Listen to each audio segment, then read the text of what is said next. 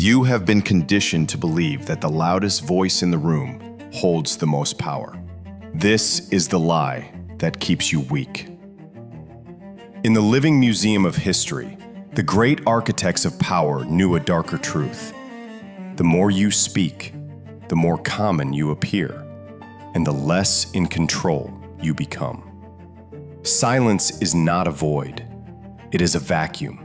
A psychological trap that forces your opponent to rush in and reveal their own hand. Every word you utter is a piece of yourself you give away for free. Robert Greene warns that the more you say, the more likely you are to say something foolish, something that cannot be taken back. The Stoics did not remain silent out of timidity. They used it as a shield, a way to master the inner Athena and refuse the bait of the world. Stop reacting. Start observing. The void is calling, and only those who can sit in its stillness will ever truly lead. The trap is set the moment you feel the itch to explain yourself. Most men move through life in a state of constant leakage, dripping information, bleeding intentions, desperate to be understood.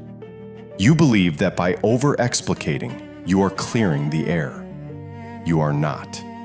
You are creating a smokescreen that only blinds you. Balthazar Gracian warned that to let yourself be read is to let yourself be defeated. When you react, when you defend, justify, or lash out, you are handing your opponent the remote control to your nervous system. They press a button, and you perform. They throw a spark, and you provide the fuel. This is the diagnostic of the weak. You think you are participating in a dialogue, but you are actually undergoing an interrogation where you are the only one talking.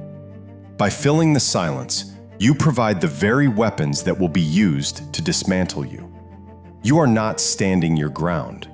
You are digging your own grave with your tongue.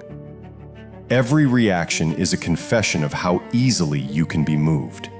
And in the grand strategy, the one who cannot be moved is the only one who cannot be conquered.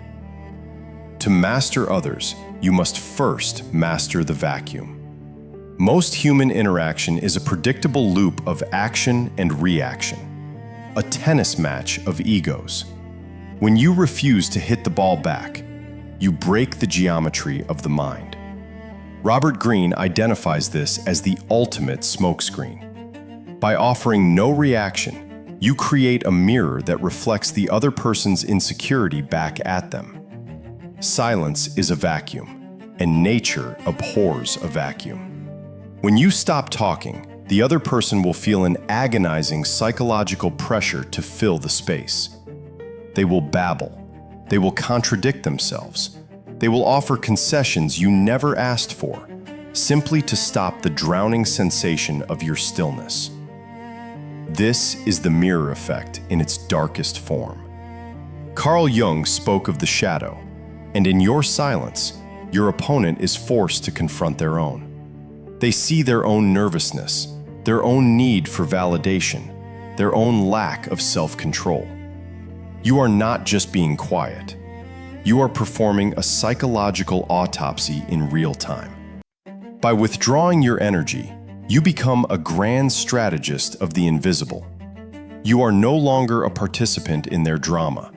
You are the cold, marble floor upon which their frantic movements eventually slip and fall. Do not help them. Do not reassure them. Let the vacuum do the work. Silence is the only weapon that grows sharper the more it is used. The mastery of the grand strategist lies in the bland exterior. To be powerful is to be unreadable. Balthazar Gracian teaches us that reticence is the seal of capacity.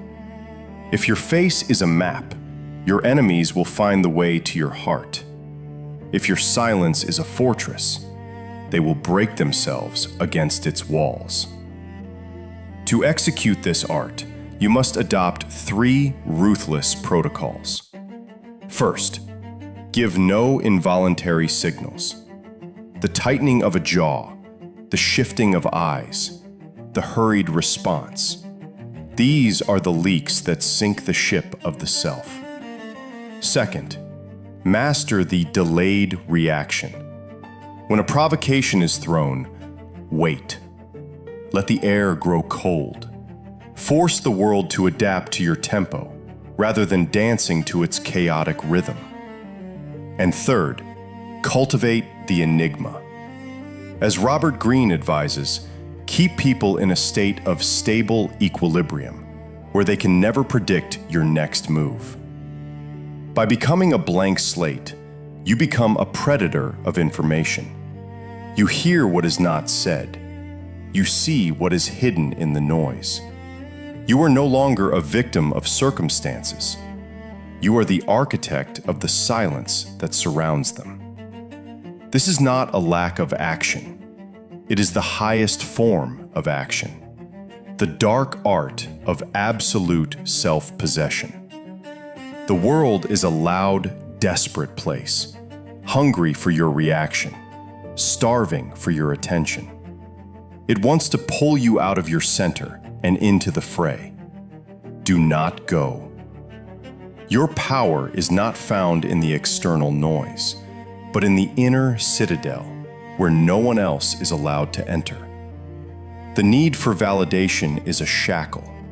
The need to be heard is a weakness. True authority does not shout. It waits. It observes. It remains. Retreat into the silence. Build the fortress. The work is yours to do.